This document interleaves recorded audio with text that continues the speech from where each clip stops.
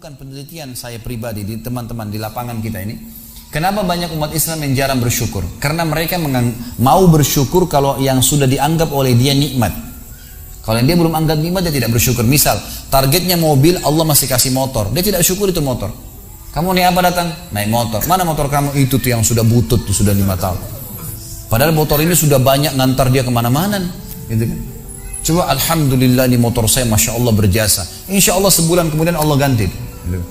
Syukuri dulu yang ada, gitu kan? Orang banyak mengeluh, tidak mau bersyukur karena dia belum anggap nikmat. Dia targetnya rumah besar, Allah masih kasih rumah kecil, nggak disyukuri. Ini rumah saya, tapi sering gini, tapi masih kecil, tapi masih begini. Ada orang subhanallah dari pertama ketemu sampai pisah semuanya keluhan. Istri saya begini, suami saya begini, pembantu saya begini, kerjaan saya begini, semua keluhan. Tidak pernah lisannya mengatakan alhamdulillah. Bagaimana Allah mau tambah nih? Gitu kan? Nggak mungkin. Baik, tingkatan manusia. Kalau kita diberikan cobaan, lihat orang yang lebih berat teman-teman sekalian. Kalau kita flu, ada orang flu dan demam. Jangan lihat orang yang sehat, karena kita tidak bersyukur, gitu kan? Atau kita tidak bisa sabar. Kalau kita flu dan demam, ada orang flu demam rematik. Kita flu demam rematik, ada orang stroke. Kita stroke, ada orang meninggal, maksimal mati, gitu kan? Baik, ada orang yang lebih berat daripada kita, maka kita selalu bisa menjalani kehidupan, gitu kan? Harus begitu memang konsepnya. Dan kata para ulama, manusia ada 3 tingkatan. Tingkatan pertama, tingkatan orang yang paling bawah, bobrok sekali. Dikasih nikmat tidak pernah bersyukur, apalagi cobaan. Ini orang dari pertama ketemu sampai pulang tadi keluhan semua. Semuanya keluhan, tidak pernah lisannya bilang alhamdulillah. Bagaimana keluarga kamu? Istri saya cerewet, suami saya jahat, ini, kerjaan saya tidak baik, saya kerja begini. Padahal dia hidup nih, nafasnya masih masuk gratis nih, nafas. Padahal kalau dia sesak nafas, bayar tabung berapa juta tuh di rumah sakit. Masih bisa bernafas, tidak bersyukur kepada Allah SWT. Ini manusia paling bobrok. Apalagi kalau cobaan datang, flu satu kampung tahu dia flu tuh. Ada golongan yang kedua, orang mukmin. Ini standar, kata Nabi SAW, ajaban di amri mu'min. Sungguh mengagumkan perkara orang mukmin. Wala yakunu dzalika illa lil mu'min. Dan itu tidak dimiliki kecuali orang beriman. In asabahu sarra syakar wa in asabahu dharra sabar. Kalau dia diberikan nikmat dia bersyukur, kalau diberikan cobaan dia bersabar. Udah.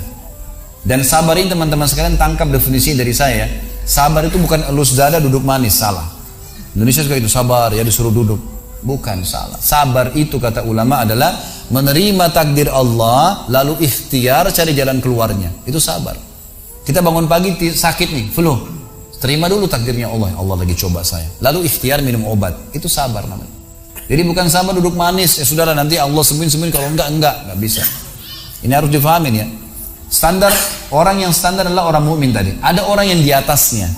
Kata ulama, diberikan nikmat bersyukur, diberikan cobaan bersyukur. Ini tingkatan tertinggi. Selalu lisannya pun bersyukur. Bahkan sebagian ulama salaf dari sahabat dan tabi'in, mereka malah bermuhasabah, beristighfar kepada Allah kalau dalam 1 tahun tidak pernah sakit. Mereka malah istighfar, ini ada apa nih? Gitu kan? Karena Nabi SAW mengatakan kalau Allah cinta seorang hamba, Allah akan memujinya. Karena kalau ujian datang tidak ada waktu untuk bermaksiat. Mana ada waktu bermaksiat kalau lagi sakit, lagi ada cobaan, lagi ada utang banyak dipikirin, gitu kan? Gak ada waktu untuk maksiat. Tapi kalau lagi leha-leha, semuanya lagi ada, terbuka sekali itu syaitan. Dikipas-kipas sama syaitan. Ayo zina, ayo gini, ayo ke diskotik, ayo gini, buat ini, gak apa-apa nanti taubat. Ini digoda sama syaitan. Nah, tingkatan ini tertinggi teman-teman sekalian. Bagaimana memahaminya? Bagaimana kalau diberikan nikmat bersyukur baiklah. Setiap minum alhamdulillah, makan alhamdulillah, apa saja alhamdulillah. Dan kita tahu, minum disuruh habis minum baca alhamdulillah, habis makan alhamdulillah, bangun tidur alhamdulillah. Tujuannya supaya nikmat itu terus bertahan dan bertambah, gitu kan? Baik. Kalau kita diberikan cobaan, bagaimana caranya bisa bersyukur? Ulama berikan gambaran dengan cara tadi menggunakan kaidahnya, membayangkan sesuatu yang lebih berat daripada itu. Misal, ini saya kasih contoh. Kalau ada seseorang pulang ke rumahnya, kemudian ditemukan rumahnya kebakaran. Apa yang harus dilakukan? Di dalam Islam teman-teman sekalian, kalau sesuatu sedang terjadi, kita dianjurkan untuk tidak bertanya kenapa terjadi. Sudah selesai, kata Nabi SAW, kalau terjadi sesuatu pada kalian, ucapkan qaddarallahu ma syaa fa'al. Allah sudah takdirkan, Allah berbuat yang dia mau. Sudah selesai, gitu kan?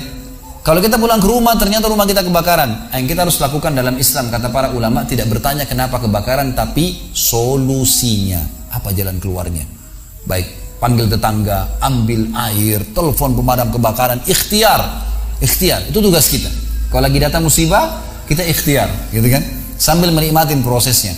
Ternyata rumahnya juga hangus, nggak ditemukan sedikit pun. Apakah dia masih bisa bersyukur, teman-teman sekalian? Jawabannya iya, dengan sangat jelas. Dia bisa mengatakan, alhamdulillah, saya nggak di rumah pada saat itu. Kalau saya di rumah, saya ikut terbakar. Dan puncak daripada masalah kalau seseorang sedang ditimpa musibah, teman-teman sekalian, kata ulama, adalah puncak mustajabnya doa. Puncak mustajabnya doa. Jadi kalau musibah sedang datang, itu luar biasa hubungan seorang hamba dengan Tuhannya. Allah ijabah doa-doanya itu. Apalagi kalau dia terzalimi, itu luar biasa. Kesempatan. Kenapa? Pas kena.